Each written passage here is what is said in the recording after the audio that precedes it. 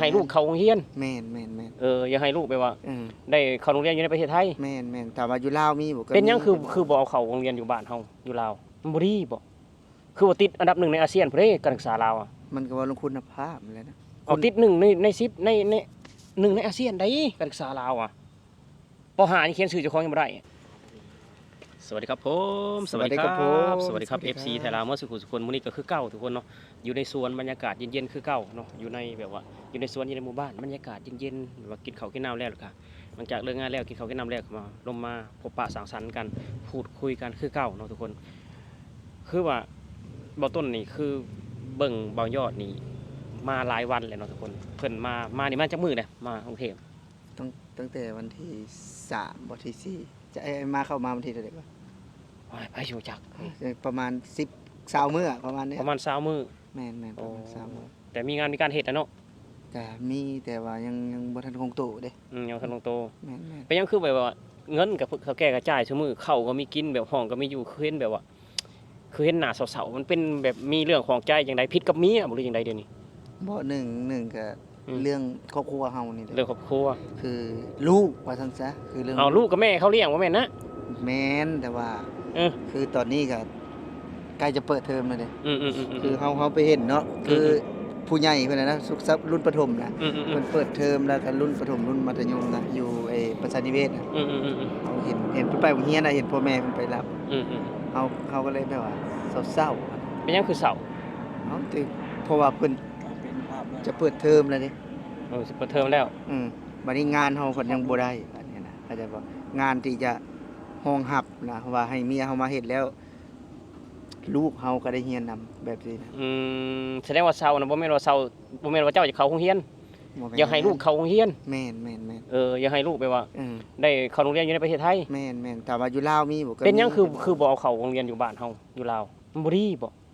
คือว่าติดอันดับ1ในอาเซียนพุ่นเด้การศึกษาลาวมันก็ว่าลงคุณภาพนั่นแหละนะเอาติด1ใน10ใน1ในอาเซียนได้การศึกษาลาวป .5 นี่เขียนชื่อเจ้าของยังบ่ได้ติด1ในอาเซียนได้เป็นหยังคือบ่เข้าอีพุ่นคือเพิ่นเข้าอยู่ไทยแล้วเพิ่นชอบประเทศไทยเพิ่นว่าให้เขาอยู่ลาวบ่เข้าเลยแม่นบ่ใกล้เลยแม่นบ่ไปใกล้เลยแม่นคือบ่ยอดเนาะลูกบ่ยอดก็เรียนอยู่ไทยอยู่แล้วเด้คือเพิ่นก็เป็นตัวไทยพูดไทยเนาะเขียนไทยไปซี่นะคือพอทีนี้คือเฮาแบบว่ามาอยู่20กว่าวันแล้วถามว่างาน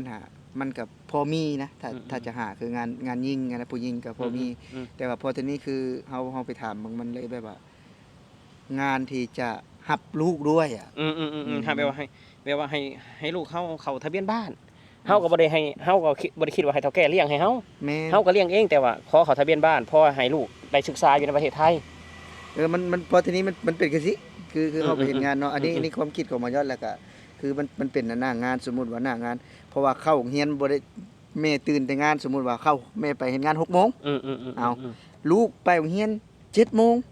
มันบ่ได้คือบ้านเฮาใดที่จะซุบเสื้อตัวเดียวแล้วไปแล้วก็เป็นไปนั่งรอน่ะเพราะว่ามันแต่ละมื้อคือมันจะบ่คือกันน่ะมันจะบ่ได้ซ้ำกันสุดแต่ละสุดแต่ละมื้อบ่ได้คือกันวันศีลก็ยังมีน่ะสุดวันพระก็ต้องวันพระก็มีต่างหากอีกวันพุธวันคานวันบ่ได้คือกันเกิบแต่ละสีบ่ได้คือกันตอนนี้กังวลนำเรื่องสุดบ่เลยว่ากังวลนำเรื่องลูกเข้าใจบ่ลูกคือเฮายังบ่มีงานยังบ่มีงานรอรับบ่มีงานห้องรับน่ะเข้าใจบ่คือเฮานี่มีเฮ็ดอยู่คือเฮานะแต่ว่าลูกเมียสมมุติว่าถ้าเอาเมียมาอยู่นำโดยที่เอาเข้าในจ้างไทยอันนี้บ่ยอก็คิดไว้ซั่นอีกแต่พอทีนี้มันก็เว้าเรื่องรายจ่ายเฮาอีกเด้สมมุติว่าเมียเฮาเฮ็ดงานผู้เดียวแน่นอนว่าเฮาบ่ไหวนี่บ่ไหวเมียก็กินลูกก็กินค่าเงินขนมไปโรงเรียนอีกแม่นก็พอทีนี้ก็คุยกันแล้วกับเมียครับจะสมมุติว่าบ่แม่นว่าปิดกันอยู่ในเมืองนะก็หาทั้ง2อย่างแล้วก็ต่างจังหวัดก็หาเนาะซอกแม่นซอกหางอกงานว่าซั่นซะงานที่ตรงถ้าก็คือว่าเป็นหยังคือบ่กลับไปหม้องเก่าก็คือกลับไปหม้องเก่ามันก็ต้องรอโอกาสอีกเนาะเพราะว่าเฮามาเด้เฮามาดนแล้วเด้เพิ่นก็มีคนงานอยู่แล้วเนาะเพิ่นก็มีคนงานอยู่แล้วแต่เฮาก็ต้องหาไปเรื่อยๆถ้าหากว่ามีแน่นอนบ่ยอก็ต้องได้ให้ถึงกลางเดือนหน้างานที่บ่รอดหาเพราะว่าคือเพิ่นจะเปิดเทอมเด้ก็คือถ้าหากว่าคือได้งานแล้วก็คือได้งานแล้วเฮาก็จะต้องได้ให้ครูเพิ่นน่ะเฮ็ดเอกสารให้เด้เอกสารเพื่อเป็นงานแบบนี้แหละคือบ่ยอดเศร้าๆนะที่ว่าเห็นแบบว่า เป็นห่วงลูกเนาะ แม่น อย่าลู แม่ ก น บ่ได้เฮียนอย่าลูกบ่ทันคนอื่นเขา แม่นคือเฮาก็บ่ได้เรียนอยู่แล้วนะคือเฮาก็ถามว่าเรียนบ่เรียนแต่เฮาก็บ่ได้มีความรู้ที่จะจบปริญญาเป็นหยังคือหมู่นะ อืม เพราะทีนี้เฮาถามว่าเฮาอยากหวังบ่เฮาก็บ่ทันได้หวังขนาดนั้นแต่หวังเอาขั้นแรกคือให้เรียนก่อน คือเรียนอยู่ประเทศไทยมันมีข้อดีหลายอย่าง แล้วมีแผนสำรองอยู่บ่หรือว่าไง ก็คือมีแผนสำรองก็คือต่างจังหวัดแหละ ออกไปต่างจังหวัด แม่นก็คือถ้าหากมันบ่ได้เลยเด้ ต่างจังหวัดนี่คือแบบเพิ่นรับสมัครงานแบบผัวเมียแบบนี้บ่ แม่น ผัวเมียแบบอยู่แบบครอบครัวอย่างนี้บ่ แม่นมันมีทีแรกบ่ยอดก็คิดว่าจะเข้ามาในกรุงเทพนะเนาะเพราะว่าเฮาก็คันเว้าก็เฮาก็เฮ็ดยูทูบเบอร์ไปนำอ่ะอันนี้ก็คือความคิดนะก็อาจจะบ่ได้หลายอาจจะได้2 3,000 4,000ก็แล้วแต่ก็ตื้มกันนะ อืม แล้วก็เฮ็ดงานไปนำแต่พอทีนี้มันมาเบิ่งหน้างานแล้วมันบ่คล้ายกันเด้ อืม งานในเมืองกับงานบ้านนอกนะ อืม ถามว่าได้หลายนี่ได้หลายจริง งานอยู่ในเมืองนี่มันก็จะได้ค่อนข้างที่จะแตกต่างกันนะกับบ้านนอกอะแต่ว่าการใช้จ่ายคือ1เยอะนะคือเฮาต้องเช่าห้องอะ แม่น แม่นคืออยู่บ้านนอกเนี่ยต้นคือบ่ยอดจะเล่านี้อย่างน้อย1ห้องเฮาบ่ได้เช่าหั้นนะ คือเฮ็ดงานก็สมมุติว่าเป็นเฮ็ดงานเป็นครอบครัวเนาะบ่แม่นว่าเมียครับเพิ่นก็บางเทื่อเพิ่นก็จัดแจงเรื่องไอ้อาหารการกินแล้วก็เอาลูกไปโรงเรียนนี่คือบ่ยอดเห็นนะเพิ่นก็บ่ได้ตื่นสวยนะอยู่พุ่นนะพอมาเบิ่งแล้วก็เพิ่นก็บ่ได้ตื่นสวยแต่ว่าเพื่อสิแล้วอ่ะเนาะแต่ละมื้ออ่ะแต่งสุดเด็กน้อยเพื่อสิแล้วอ่ะมันบ่ได้คือถามว่าถ้าหากมาอยู่พี่น่ะได้บ่ บ่ยอดก็เป็นห่วงเมียบ่ยอดอีกบ่ยอดก็เบิ่งว่าถามว่าได้เฮานี่สิบ่เมื่อยเด้บ่ยอดนี่เองนี่ก็สิบ่เมื่อยแต่ว่าเมียสมมุติว่าเข้างานเนาะ 9 โมงเอายกตัวอย่างว่าเข้างาน 9 โมงแล้วเพิ่นสิเตรียมเครื่องให้ลูกเตรียมเครื่องให้เจ้าของอีก เตรียมส่วนให้ลูกไปโรงเรียน แม่นแล้วสมมุติว่าในกรณีที่ห้านเพิ่นบ่ให้หยุดอีกเด้เอาในกรณีที่มีกิจกรรมเอา กิจกรรมต้องไปกับลูกมีกิจกรรมนี่ สมมุติว่ามีกิจกรรมอย่างใดอย่างหนึ่งต้องไปกับลูกแม่นแล้วว่าหยุดเด้เพิ่นสิบ่ว่าบ่อันนี้เป็นความคิดของบ่ยอดนะอันนี้ก็ แสดงว่าเรียนอยู่ในประเทศไทยมีกิจกรรมหลายบ่ แม่นเพราะว่าคือกีฬาสีบ่แล้วก็แม้กระทั่งวันแม่เอาวันแม่ก็ต้องไปนั่งอยู่หั่นวันแม่มีวันแม่วันพ่ออีกเด้บ่ได้อันนั้นเด้ คือบ้านเฮาคือว่าปล่อยให้ลูกไปอย่างเดียวพอหรือว่า บ่ได้ บ่ได้นะ คือมันมีกิจกรรมหลายอย่างคือวันครูก็มีวันครูก็คือก็สมมุติว่ามีกิจกรรมเนาะบ่แม่นให้แต่ครูกินได้ก็คือเด็กๆเฮ็ดให้เด็กๆนะวันครูแต่เฮ็ดให้เด็กๆแล้วก็พ่อแม่มีกิจกรรมแบบว่าสิไปซอยบ่หรือว่าคือเพื่อนๆเนาะคือบ่ยอดอยู่พุ่นก็มีเพื่อนๆก็เอาเงินเดียวออกมาคนละ400คนละ1,000ไว้ซี่นะมาก็เฮาก็เฮ็ดกิจกรรมเฮาอีก แม่ ให้น้องๆอะนะ ของผู้ปกครอง ผู้ปกครองให้กิจกรรมอีก อันนี้ก็กลุ่มเฮา 4-5 คนกลุ่มเฮาอยู่พุ่นหั่นนะมันก็เลยเฮ็ดให้ว่าบ่ยอดมาอยู่นี่ทีแรกบ่ยอดก็คิดว่ามันก็เป็นความคิดอะเนาะที่เฮาอยากพัฒนาว่าอยากดันตัวเองมาอยู่ในเมืองลองเบิ่งหั่นนะแต่พอที่นี่คือสภาพแวดล้อมเฮามันบ่ได้ แล้วมันยังบ่มีงานที่รองรับเฮา แม่น ว่าซั่นไป ถามว่ามีงานบ่ถ้าหากว่างานน่ะแน่นอนว่าประเทศไทยนี่มีงานเยอะนะไอ้แจ่มนะ แม่น แต่ว่างานที่จะมันเข้ากับเฮาอะตอนนี้อะเข้าใจบ่ แม่น งานที่จะเข้ากับเฮาอะหายากเพราะว่าบ่แม่นบ่หานะพี่สาวของเมียนี่ก็แต่งงานกับคนไทยเพิ่นก็ซื้อบ้านในประเทศไทยแล้วนะถ้าหากไปอยู่นำเพิ่นก็ไปอยู่ได้ แต่ว่าคืออยากเอาชีวิตรอดด้วยตัวของเองอะคือเมียเพิ่นทางเมียนี่ก็มีญาติอยู่ประเทศไทยนี่ก็มีพ่อก็อยู่ไทยนะเอาไปอยู่นำพ่อก็ได้ที่ชลบุรีน่ะสมมุติว่าอยากหาแต่ว่าคืออยากอยู่นำลูกอยากอยู่แด่ลูกแล้วก็พี่สาวก็อยู่ไอ้บางใหญ่เพิ่นก็ซื้อบ้านแล้วนะเพิ่นก็ซื้อบ้านก็เป็นไอ้จดทะเบียนสมรสกับคนไทยนะนี่ก็ไปอยู่ได้แต่ว่าคือเว้าหั่นล่ะแต่ว่าเพิ่นก็หางานให้อยู่นะแต่ว่าบ่ได้แต่ทางไปอยู่เพิ่นเฮาก็เกรงใจให้อยู่ได้คือมาอยู่ในเพิ่นก็จะมานะมันก็จะมาเนี่ยวันสิ้นเดือนนี่ก็จะมาเดี๋ยวเราก็จะไปหาเนาะแต่บ่ฮู้ว่าจะได้มาหาบ่ต้นหรือบ่ได้มาอ้ายต้นหรือบ่แต่ก็ว่าตัดสินใจไว้แล้วล่ะถ้าหากว่าบ่มีอีหลีแต่ต้องได้งานให้ได้งานก่อนเปิดเทอมเพราะว่าถ้าหากว่าคือเฮาได้งานแล้วก็จะให้เพิ่นทันเฮ็ดเขียนเอกสารหยังให้นะถ้าผ่านทาง LINE มันหยังก็เพื่อเฮาไปยื่นเด้เพราะว่าถ้าหากเขาสินับ1ใหม่ก็บ่ได้เพราะว่ามันต้องมีเพราะว่าคือประเทศไทยเพิ่นละเอียดเด้คือเฮาเข้าโรงเรียนแล้วเนาะบ่แม่นสิไปหม้องนี้ก็จดชื่อได้ค่อยเข้าแล้วสิไปเข้างั้นบ่แม่นเด้คือเจ้าต้องเอาตัวเนี้ย ไปแจ้งอ่ะ เอาประวั แจ้ ติ งออกเข้าใจป่ะ เอาประวัติที่เจ้าเคยได้เรียนมาแล้ว แม่ ว่าง่ายซะ แม่นคือจังบ่ยอดเนาะคือเฮานี่คือบ่ยอดนี่คืออยู่ระยองก็ต้องแจ้งนี่ต้องแจ้งเข้าเข้าใจป่ะบ่ยอดก็มีบัตรแรงงานอยู่แล้วก็ต้องแจ้งเข้าใจป่ะหรือว่าเบาแจ๊บมีบัตรแรงงานไปเฮ็ดงานที่อื่นก็ต้องแจ้งอันนี้คือการนักเรียนคือการต้องแจ้งคือเฮาอยู่ในตำบลนี้เนาะบ้านเลขที่นี้แต่ถ้าหากว่าไปหม้องอื่นก็ต้องได้แจ้งแล้วก็โทรประสานงานทางโรงเรียนเพิ่นแต่ว่าบ่ยอดเว้าได้เลยว่าเข้าง่ายนะแบบว่าเฮาพูดคุยกันน่ะเข้าง่ายกับทางครูอาจารย์ทางเมืองไทยนี่ถือว่า เขาง่ายแล้วระบบเพิ่นดี แม่นๆ ระบบเพิ่นควบคุมทั่วประเทศอะระบบคือกับโรงพยาบาลนะบัตรโรงพยาบาลไปแบบทำประวัติครั้งเดียวก็คือถือบัตรนั้นไปเข้าได้ตลอดโรงพ สิ่ง ยาบาล เดียวบ่ยอดจะเล่าอีกเนาะ เออ อันนี้คลิปนี้บ่ยอดจองเลยนะคลิปนี้นะ อืม บ่ยอดจะเล่าเปื้อนๆเลย เราก็ต้องสิเป็นผู้ฟังเอา คือเล่าชีวิตให้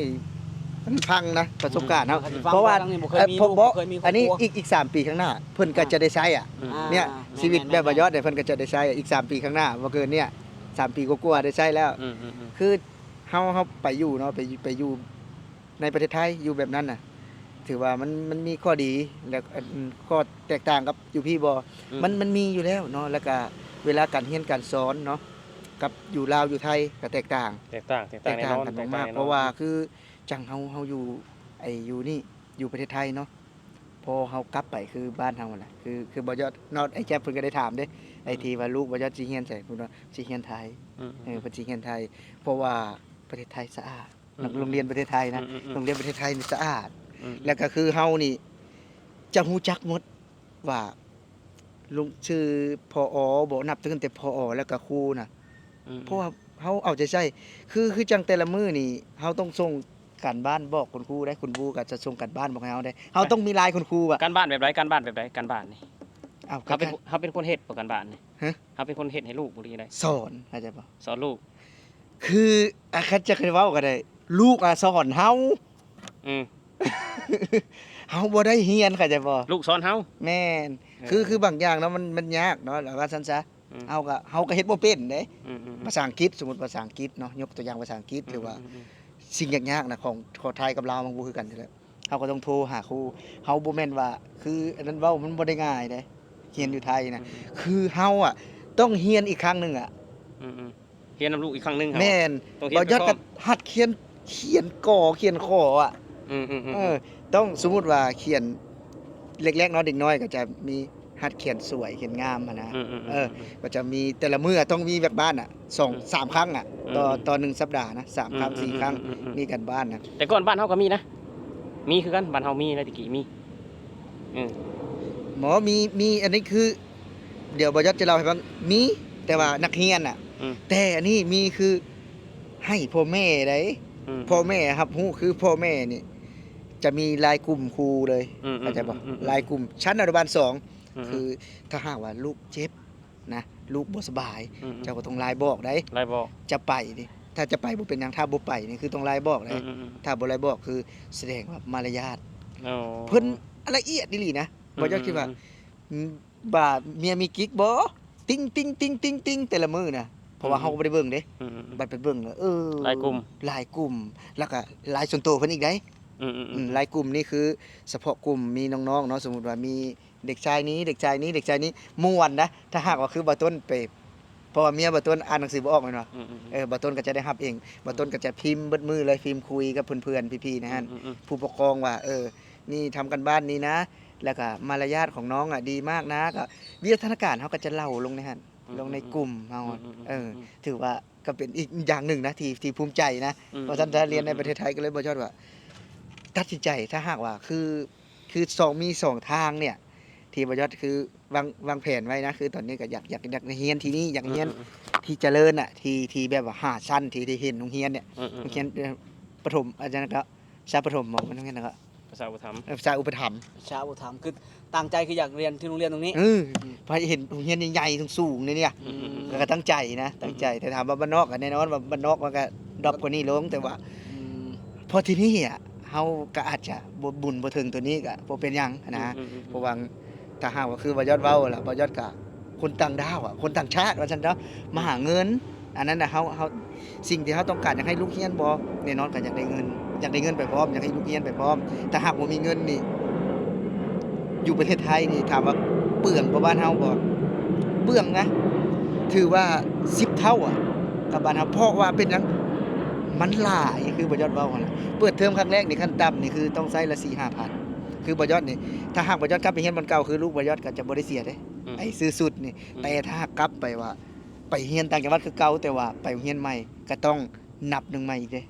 ก็จะบ่ได้ซื้อแค่รองเท้านะรองเท้าสีดำนะจะบ่ได้ซื้อแค่รองเท้านะก็ซื้อใหม่หมดเพราะว่าคือประเทศไทยมีกิจกรรมคือว่าหั่นแหละมีกิจกรรมเฮ็ดมีกิจกรรมเฮ็ดมันน่าสนใจอ่ะมันก็พอเสียพ่อแม่เนาะสมมุติว่าเสียไปเสียโรงเรียนบ่เด้ก็คือเสียซื้อสุด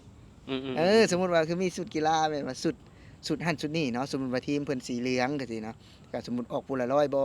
หรือว่าสุดนี้จัก100จักบาทหรือ80บ่100นึงเพราะว่ามันจะมีกิจกรรมให้เฮาเฮ็ดตลอดนะ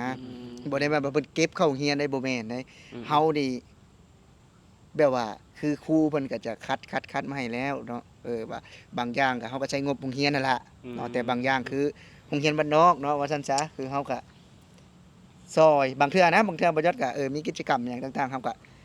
เพื่อนๆเฮาอ่ะคือบ่ยอดเว้าแหละมีงานวันครูงานวันเด็กนี่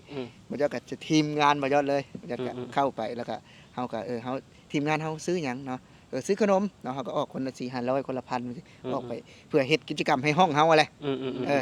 บ่แม่นว่าเบิดได้เฮาก็บ่ไหวเด้เบิดน่ะก็คือห้องนี่ห้องเฮาแหละเนาะห้องกิจกรรมคือบ่ต้นสมมุติว่าลูกบ่ต้นอนุบาล1อนุบาล2ก็จะกลมๆเนี่ยห้องเฮาเพราะว่าคือแต่ละผู้ปกครองก็ รวมกันแม่นเพิ่นก็จะมีอยู่แล้วแต่ละโซนสมมุติว่ามี10คนสมมุติว่ามีแรงงานเมียนมาแรงงานชาวไทยเนาะคนไทยเองที่บ่ได้เป็นแรงงานก็มีแล้วก็ถือว่าหลายสัญชาติมารวมเดี๋ยวเพิ่นเข้าเดียวได้นะเด็กน้อยนะเพิ่นก็อยู่ม่วนบ่แม่นแต่คนลาวอะลูกบ่จดผู้เดียวอยู่โรงเรียนน่ะนอกนั้นก็จะเป็นแบบว่าความใส่ใจของครูเป็นจังได๋แบบว่าเพิ่นไปอยู่เพิ่นไปเบิ่งไปหยังบ่เฮาอยู่อ่ะแม่นเพิ่นไปเบิ่งอีกเพิ่นไปเบิ่งคือว่าเบิ่งห้องเบิ่งหยังเฮาอีกโทรมาก่อนไดโทรไปห้องได้ไหมไปบ้านได้ไหมบ่โทรมาว่าอยู่ไหมคุณไม่มีสิทธิ์เลยเขาต้องมาดูเดี๋ยวคุณครูไปดูนะเดี๋ยวคุณครูจะไปดูที่บ้านที่อยู่น้องอ้ายไปถ่ายรูปเก็บกับข้อมูลได้แสดงว่าลูกสาวบ่าวต้นนี่จักหน่อยเข้าโรงเรียนครูสิมาห้องบ่าวต้นนี่เนาะแม่นถ้าหากบ่ห้องบ่าวต้น6บ่ถูกสุขอนามัยก็บ่ได้เนาะเจ้าต้อง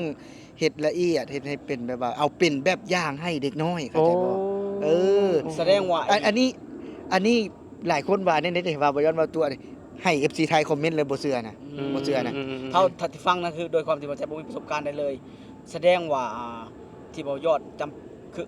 ตั้งใจแห้งขนาดคือมีความตั้งใจสูงขนาดต้องเอาลูกมาเรียนอยู่ไทยนี่นอกจากประสิทธิภาพหรือคุณภาพด้านการศึกษาแล้วยังจะต้องเห็นความใส่ใจของคุณครูทุกรายละเอียดทุกขั้นตอนเพิ่นแบบใส่ใจแบบขนาดนี้เลยเนาะแม่นๆคือจังเว้าแหละคือมันมีคุณภาพคือบ่เว้าได้เลยว่าเต็มปากเลยมีคุณภาพ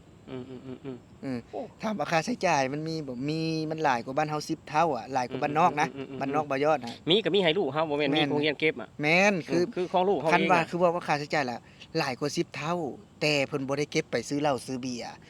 เก็บกะเท่ามีกิจกรรมเด้มีกิจกรรมบ่แม่นเพิ่นเก็บนะว่าซั่นซะคือจะซื้อสุดน่ะซื้อสุดที่มีการแข่งขันกีฬาเป็นหยังต่างๆนะแต่คืออุปกรณ์การเรียนนี่เพิ่นมีให้ครบนะคือเดี๋ยวจะฟังบ่คือว่าตอนเข้าโรงเรียนแรกๆเสียหยังแน่เดี๋ยวจะเล่าให้ฟังฟัง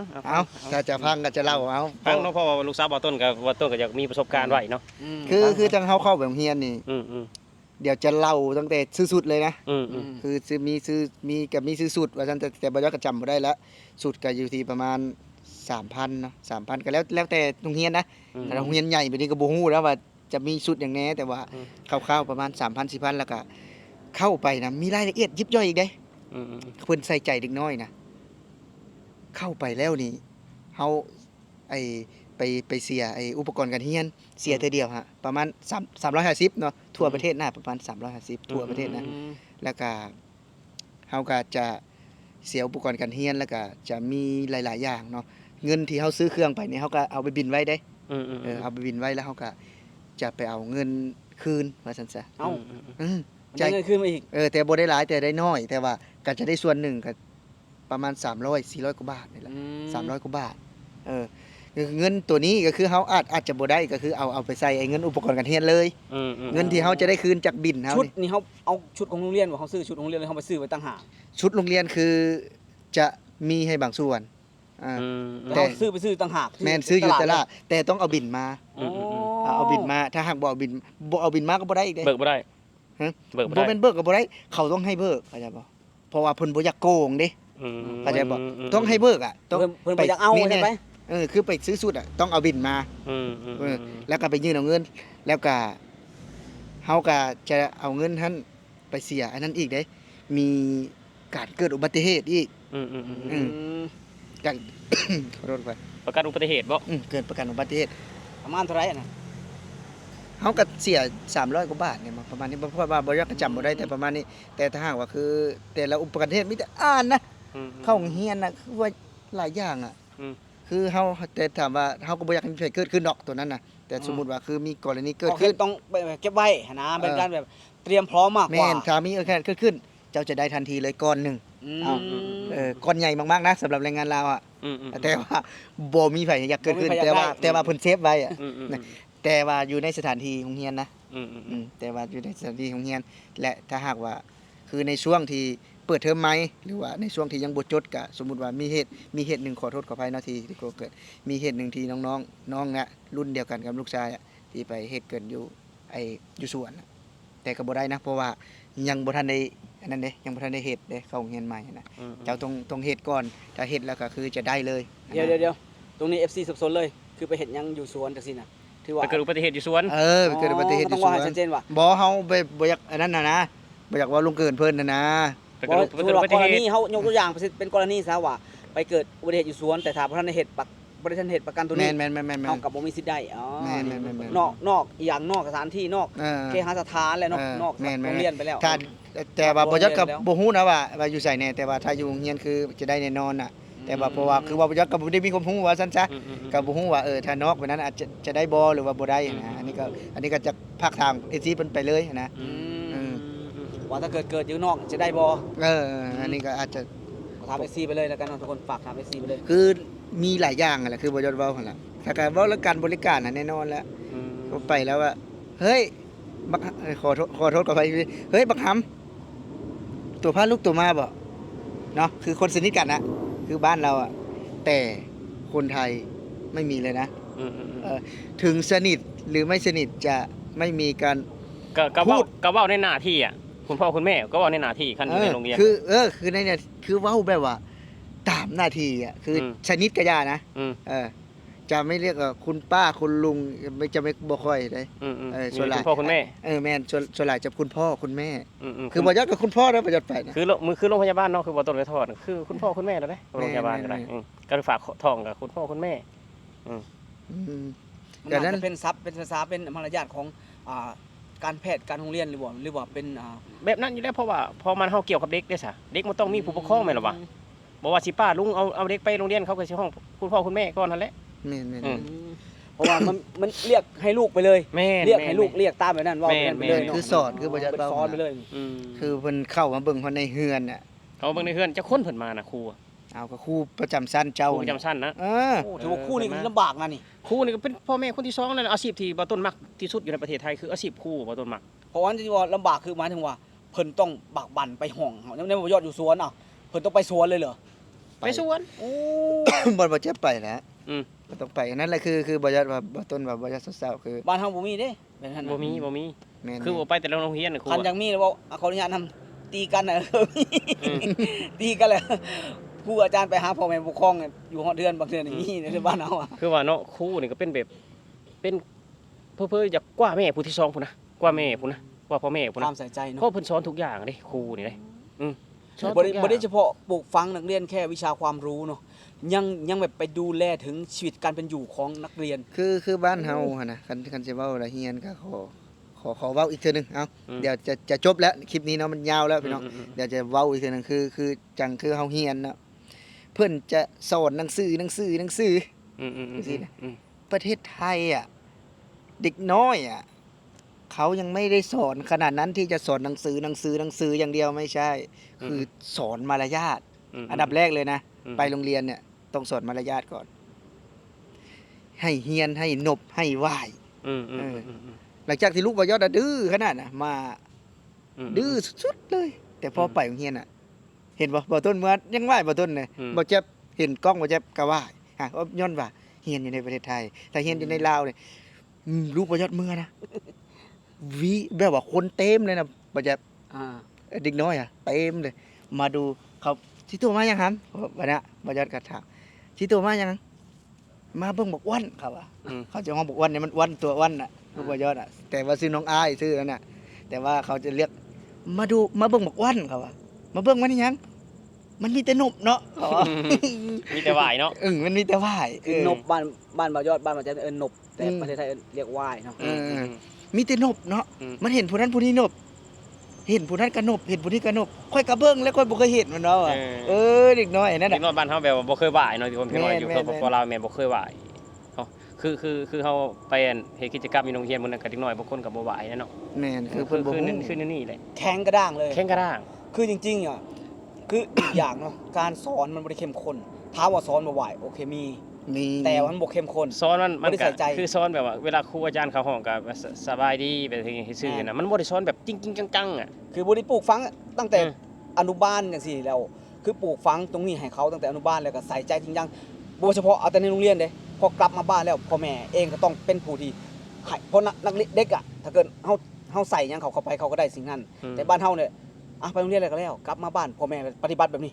น้องปฏิบัติแบบนี้บ่มีการสามารถคารวะต่อกันปุ๊บ เรียบร้อยเด็กน้อยบัดนี้ เอา ได้ คลิปนี้ก็ประมาณนี้นะไอ้คลิปนี้ผมยาวเลยได้นี่มันยาวเลยเอาคลิปหน้าเอาอีก EP นึงอีกนี่ EP 1เนาะทุกคนสำหรับคลิปนี้ก็บ่ต้นก็อยาก ขอโทษก่อน มาสอบถามบ่ายอดเพราะว่าเพิ่นเห็นเพิ่นเสาเพิ่นหยังแล้วนะทุกคนก็จะมาถามเนาะว่าเป็นจังได๋ก็เห็นใจอยู่เด้ถ้าว่าสมมุติว่าบ่ต้นเป็นบ่ายอดเนาะเมียกับลูกอยู่บ้านอยากมาทำงาน แต่ผัวมีงาน แต่ว่าเมียน่ะถามว่าเมียผู้เดียวหางานได้บ่แต่อันนี้เพิ่นมีลูกนำหั่นนะทุกคนมันก็เลยแบบว่ายากๆในจักหน่อยก็ แม่น มันก็ยากเติบแล้วเพิ่นว่า ถ้า ๆบ่ยากจักหน่อย ถ้าว่าบ่ต้นเป็นบ่ยอดก็สิคิดแล้วเนาะลูกกูสิได้เข้าโรงเรียนบ่เนาะเดือนหน้าสิเปิดเทอมแล้วเนาะหั่นนะเนาะคนที่เป็นพ่อเป็นแม่มันก็ต้องคิดอยู่แล้วแบบว่าอยากให้ลูกได้ร่ำเรียนอยากให้ทันคนอื่นนะทุกคนเนาะถามว่าอยู่ลาวก็ให้เข้าได้บ่ก็1ก็บ่มีผู้เบิ่ง2ก็การเรียนการสอนหรือว่าโรงเรียนสภาพแวดล้อมมันก็แตกต่างกันเนาะเพราะว่าน้องเขาก็เคยแบบเขาโรงเรียนอยู่ในประเทศไทยแล้วเขาเจ้ามักในการเป็นไทยทุกคนเนาะคือบอกต้นถามว่าน้องจะเข้าโรงเรียนที่ประเทศลาวไหมเขาบอกว่าไม่เข้าเป็นไรสกปรกมากเด็กน้อยๆ5 ขวบยังเป็นว่าวทุกคนเนาะเอาสำหรับที่นี่บอกต้นก็ขอลาพี่ลาน้องไปแล้วสวัสดีครับผม สวัสดีครับผม สวัสดีครับ สวัสดีครับ